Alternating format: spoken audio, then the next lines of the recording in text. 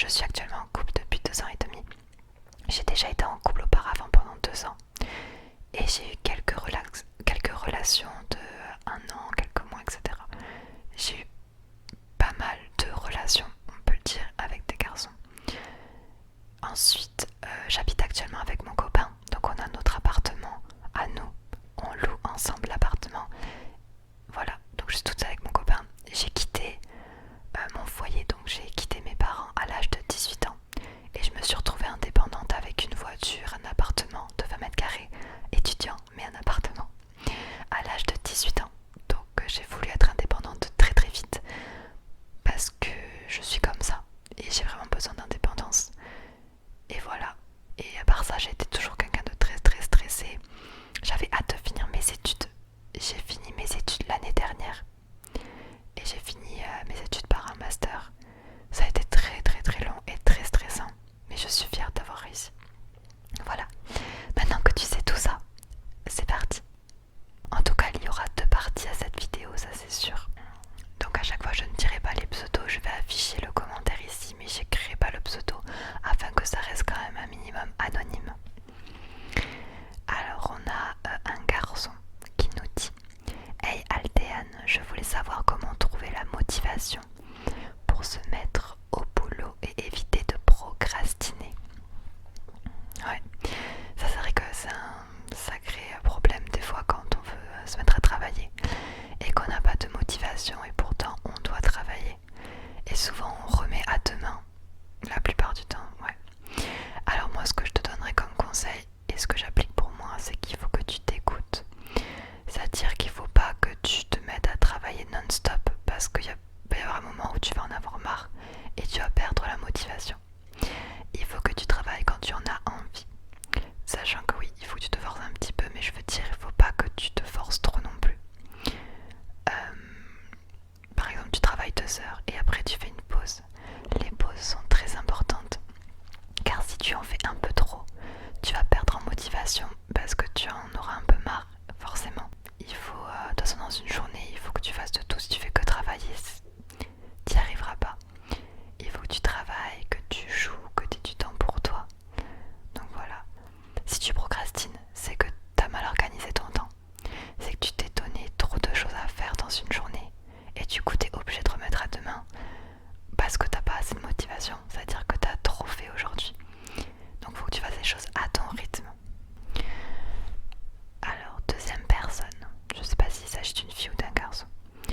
Juste aujourd'hui, j'avais envie de partager mon retour à la vie active à Paris avec la fin du 2e confinement et surtout des vacances de Noël.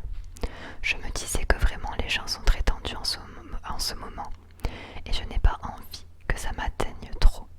Du coup, j'ai commencé hier soir un petit cahier du bonheur. Oh, bien ça. Avec une petite rétrospective sur toutes les choses que j'ai réussies en 2020 et des petites citations qui m'ont aidé à traverser cette période et à grandir. Voilà pour ma petite participation, j'espère que ça convient. Mais écoute, merci de nous avoir partagé cette petite motivation. Je trouve que c'est une très bonne idée, très très bonne idée. J'espère que ça donnera l'idée à d'autres personnes aussi, merci. Alors nous avons une fille cette fois-ci qui nous dit: Salut Altéane. Personnellement, ma vie amoureuse est à 0. Et sinon, oui, j'ai un énorme problème qui est l'anxiété et le stress car je me mets énormément de pression, ce qui fait que je rate des choses. Et plus je rate des choses, plus je stresse. Cercle vicieux, bonjour. Ouais, je comprends total ce que tu ressens. Je vais d'abord parler de l'anxiété par rapport à toi. Donc vu que tu te mets énormément de pression, forcément il faut que tu t'en mettes beaucoup moins. La pression, il n'y en a pas. Il n'y a que toi qui t'en donne de la pression. Fixe-toi des objectifs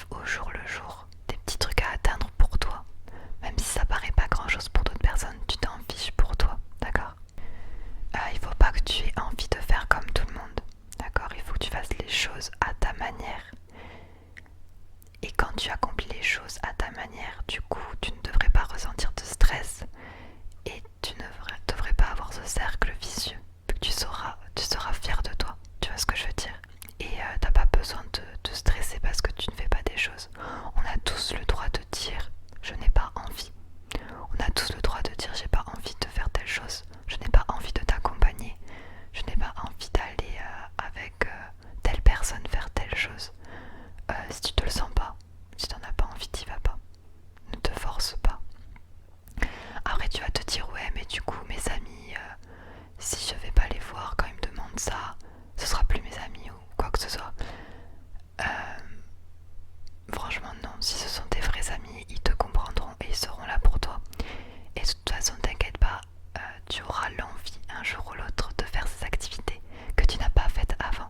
C'est juste que pour le moment tu n'as pas envie, mais tout le monde a le droit. Fais les choses pour toi en premier, d'accord?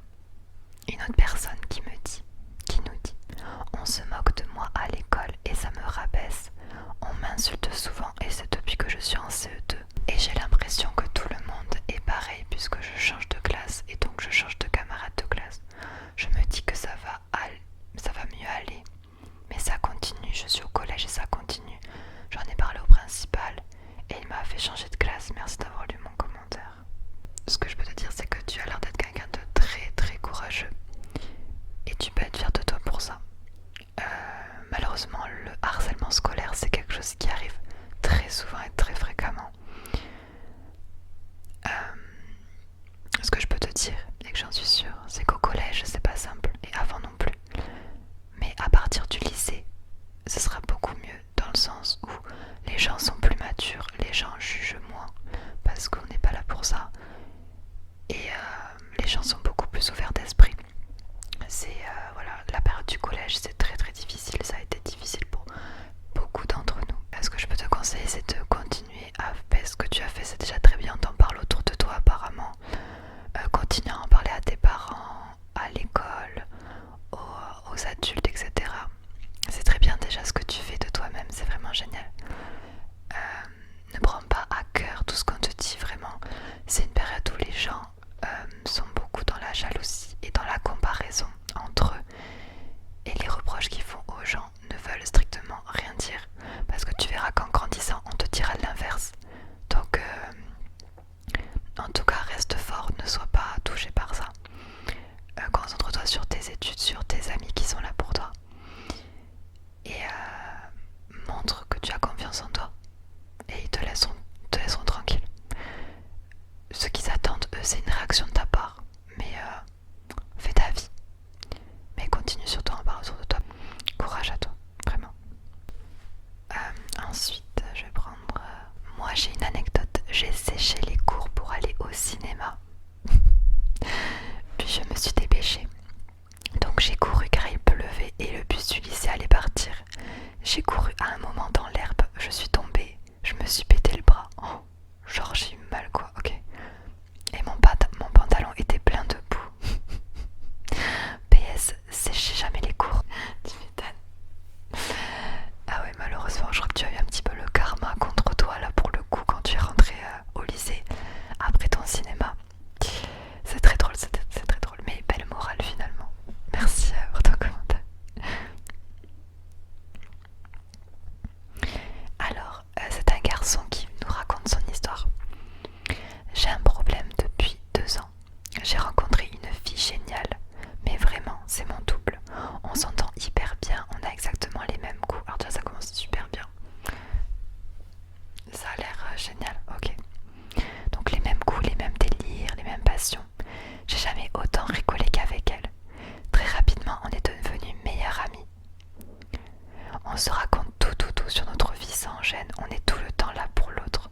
Et j'avais jamais eu une relation si drôle et fusionnelle avec une fille, mais sans ambiguïté. C'est hyper rare ça. C'est rare quand même.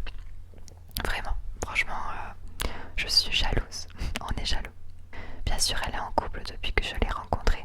Sinon, ça serait trop facile. Je respecte à 1000% leur histoire, mais je me rends compte que depuis un moment, je développe des sentiments amoureux et je sais pas quoi faire, je suis perdue. Je lui ai jamais dit et je pense que le dire casserait cette amitié. Non, elle pas.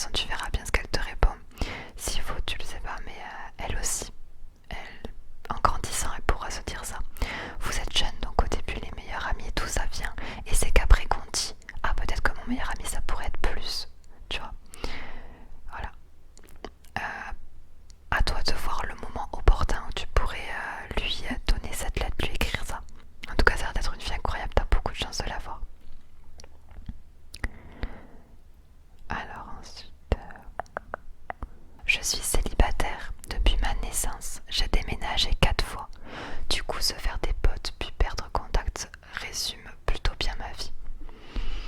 En plus de ça, j'ai les pires défauts niveau sociable, timidité, introvertie, c'est pas des défauts. Et je n'aime pas trop les sorties du genre soirée, boîte, etc. Du coup, se faire des amis devient une épreuve pour ma part. Je vais bien juste que je commence à me dire que c'est moi le problème. Du coup, si tu as des conseils, je les prends avec un grand plaisir. Alors, il y a quelqu'un qui a répondu à ton commentaire déjà.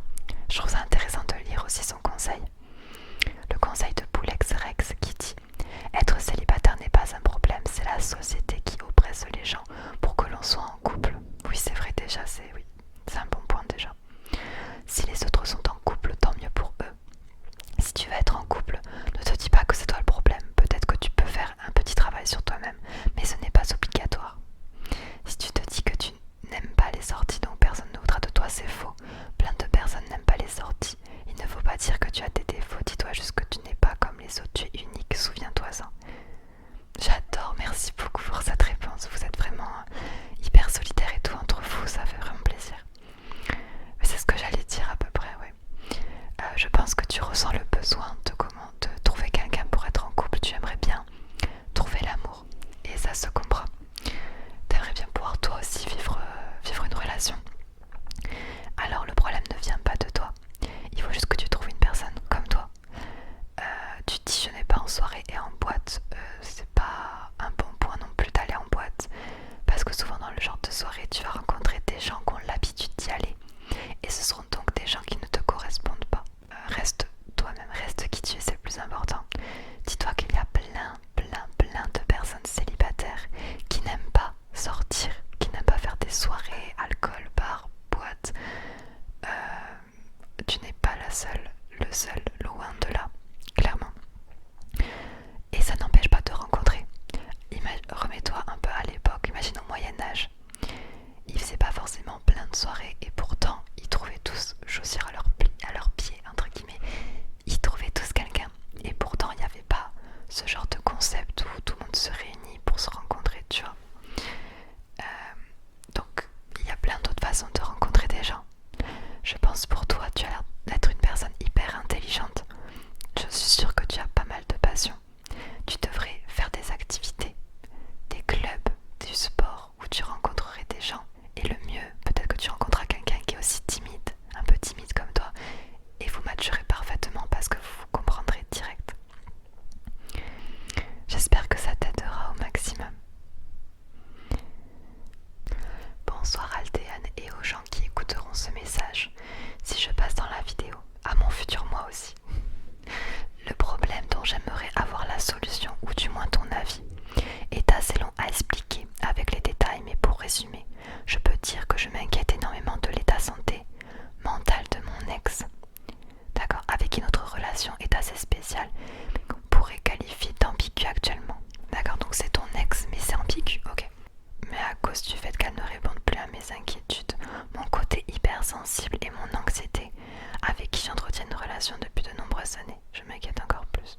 Pour amener un peu de positif dans ce monde, je voudrais dire que l'adolescence, surtout au collège, c'est vraiment la galère, mais il faut être fort et forte et se dire que le lycée c'est bien mieux. Exactement. Celles ceux qui se font harceler, même si c'est difficile, il faut en parler, sinon ça serait donner raison aux débiles, entre guillemets, qui vous pourrissent la vie. Force à ceux qui passent une scolarité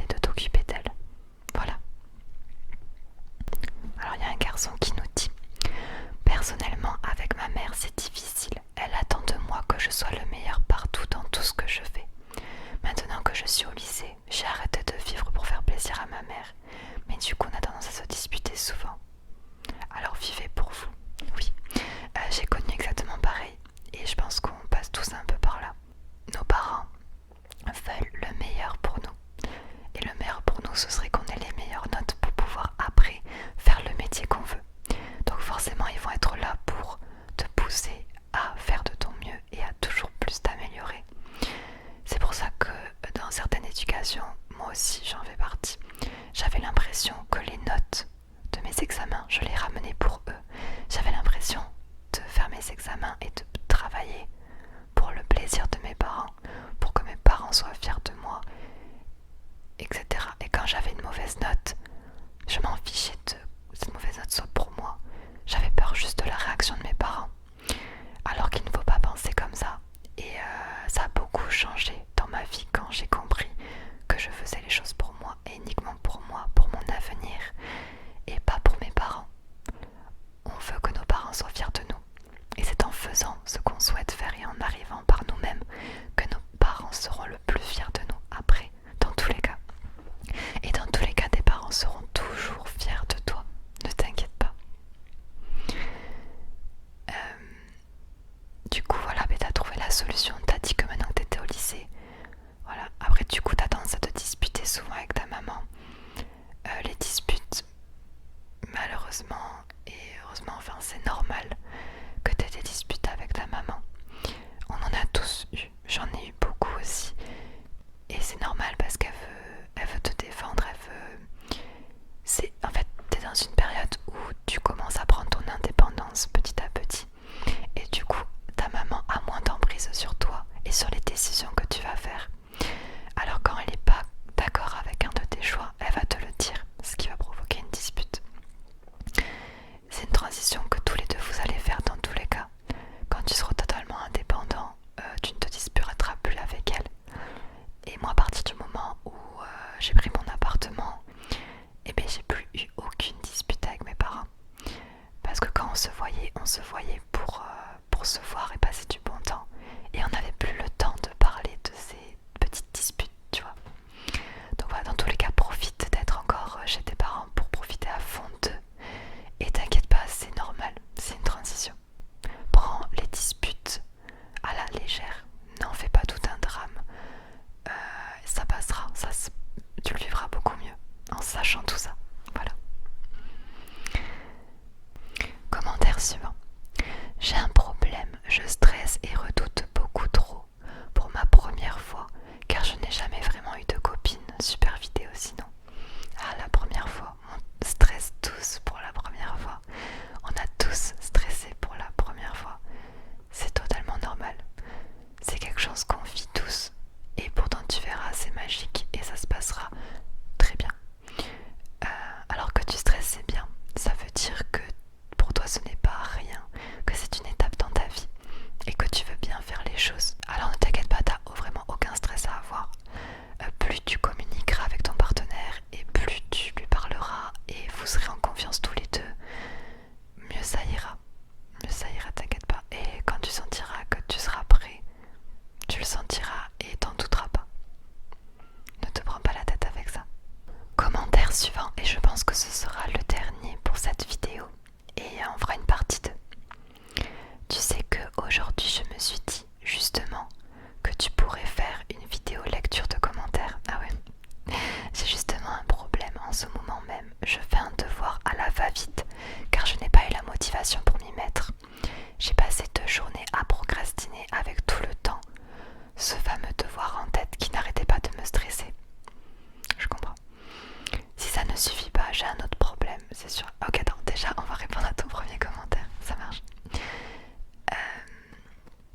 Souvent ça fait du bien de le faire le devoir dès que tu y penses. On a tendance à laisser de côté parce qu'on n'a pas envie. Mais essaie de t'organiser un temps. Quand tu sais très bien que tu vas l'avoir dans la tête ce devoir de toute façon. Tant que tu l'as pas fait, tu sais que tu l'auras dans la tête. Et tu sais que tu auras la flemme. Ce que je te propose, c'est d'organiser chez toi ton bureau. Tu te mets un bel espace, un bureau. Moi, tu vois, je suis là. J'ai un gros coussin sur ma chaise. J'ai même un coussin à mes pieds. J'ai un petit plaid à mettre autour de moi. Je mets des petites lumières comme ça, super jolies. Et du coup, ça me donne envie de travailler. Peut-être qu'en soi, le devoir en lui-même ne te donne pas envie. Mais je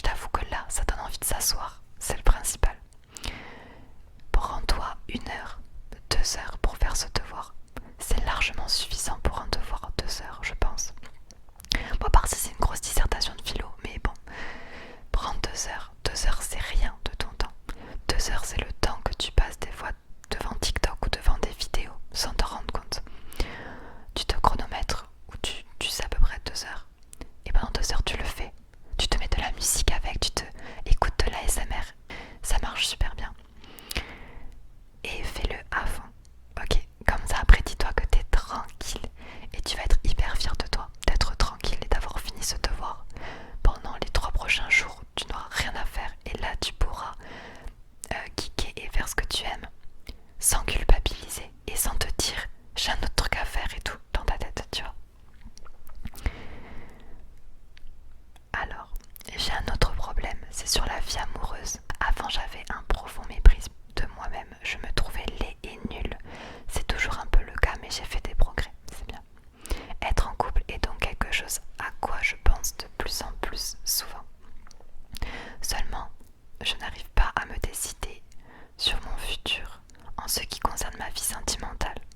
D'un côté, je me dis que j'aimerais vivre seule, car je suis plutôt loup solitaire dans la vie. Mais je trouve que la solitude a ses limites et j'aimerais vivre des moments sympas avec une fille qui me plaît. Mais ça me fait très peur. Peur de ne pas être à la hauteur, de ne pas gérer, de ne pas être fait pour ça. Enfin bref, j'ai peur que le fait que je sois moche et que je n'ai pas confiance en moi ruine ma vie sentimentale.